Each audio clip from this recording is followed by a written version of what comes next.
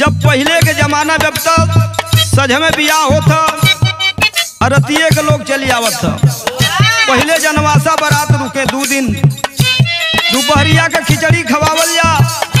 अब मेहरारू बरती हवन के वही में गाड़ी गा के लहावे कुल। तो कैसे ये गीत के गाँव है उहे मास्टर साहब बजावत हूँ बा।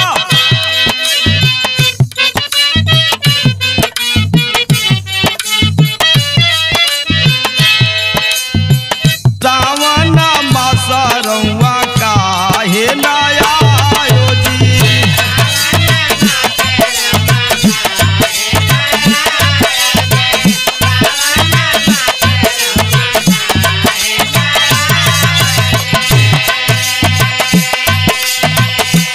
ए जी का टहरा किया ठिकाई जी।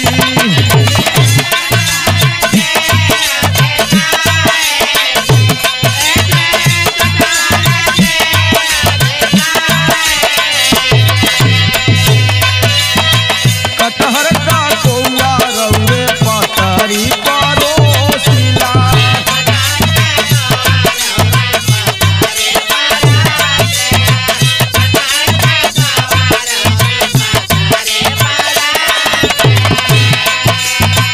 डेली हजारों रोजगारी जी, डेली हजारों रोजगारी।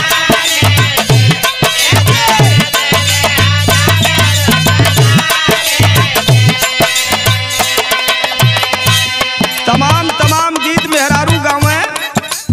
आजकल के मेहरारू के मुंह में गाड़िए ना रह गई, बाकी बरती हवन के तरह गीत गावे के चाहिए। यही गीत के लाइन में एक भक्त मतारी के दरवाजे पे गइल बा, माँ बीड़ा वाली के दरवाजे पे गइल बा, माई से फरियाद कइले बा। भक्त और माँ के बीच में आशीर्वाद का फरियाद है बाबू। तो कैसे पहली लाइन लगल।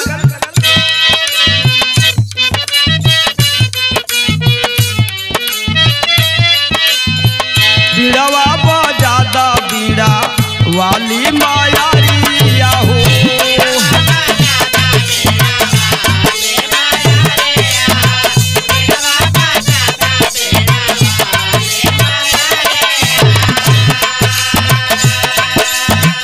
खोला के वाली गईली आई जी माई।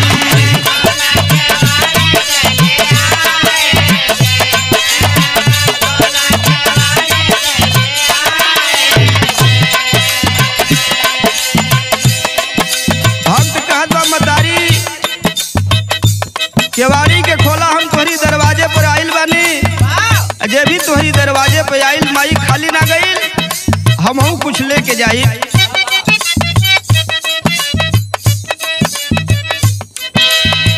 दूसरा मौसमी रीला गौरी लाला लावा के।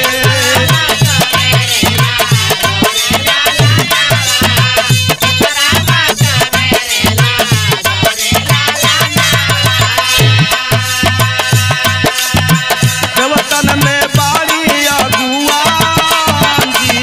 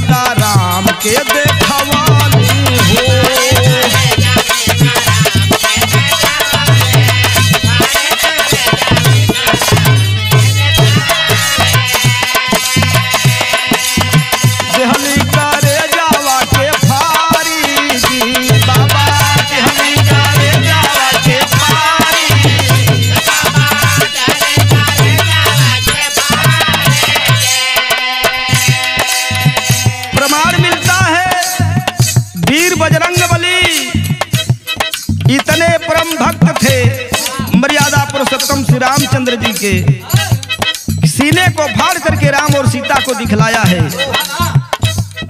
चौथा के सुमरेला भक्त बतावत बानी। चौथा मो सुमीरिला नाथ दीनानाथ जी के।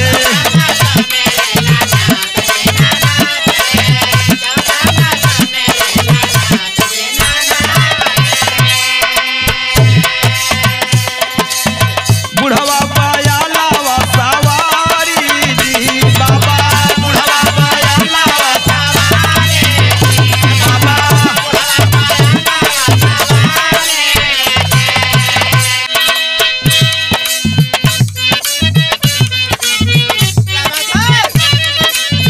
तुहैया नाथन के नाथ कहल जाई हो।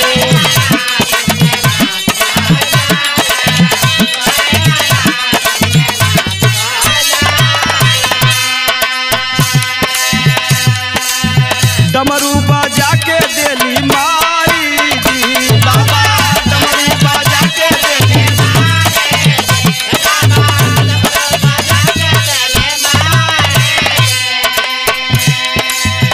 भगवान भोलेनाथ अमर भी किया। अगर कोई घमंड में आया तो उसी डमरू बजा करके जो है कि उसको मारने का भी काम किया। बाबा भोलेनाथ विश्वनाथ जगन्नाथ अमरनाथ देखे कहल जाला, लेकिन आखिरी बंद में भक्त अपने गुरु खानदान का नाम ले ले बा। कैसे?